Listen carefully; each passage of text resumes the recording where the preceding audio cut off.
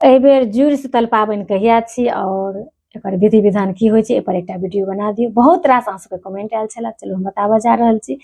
तऽ एहि पाबनिके डेट तऽ लगभग फिक्से रहैया हर एक साल, जे 14 अप्रैल और 15 अप्रैल 2 दिन ई पाबनि 2 दिवसीय मनायल जाइए अपन मिथिलामे। बहुत प्रसिद्ध पाबनि जुड़शीतल। तऽ एकर विधि विधान तऽ बहुत सुन्दर अछि और बहुत सरल अछि। 14 तारीखके सतुआइनि होइया नहा सुना कऽ, अन्हारे नहायल जाइए, संक्रांति रहैया ओहि दिन। अन्हारे अपना सब नहा सुना कऽ से गामक मंदिर पूजा पाठ करै छी। आंगनमे तुलसी चौरामे कलश टांगल जाइए और अपना सबके जे पितर जे चलि गेल छथि तऽ हुनकर सारा पर जाकऽ सेहो कलश टांगल जाइए।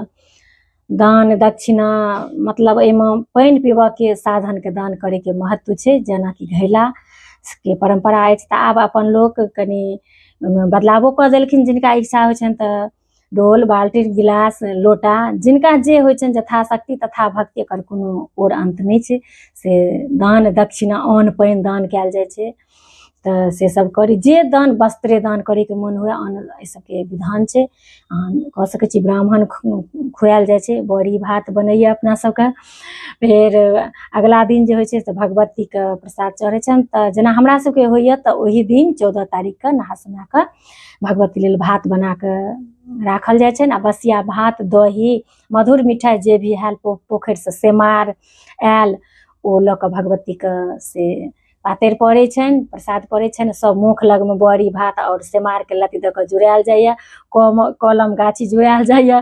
जिनकर नवका विवाह दान भेल रहै छनि तऽ खूब धूर खेल, एहिपर हमर कविता अपलोड अछि जे आब कतऽ ओ जुड़शीतल जे हमसब करैत रहिए छाउर गोबर कादोसँ धूर खेल खेलाइत रही।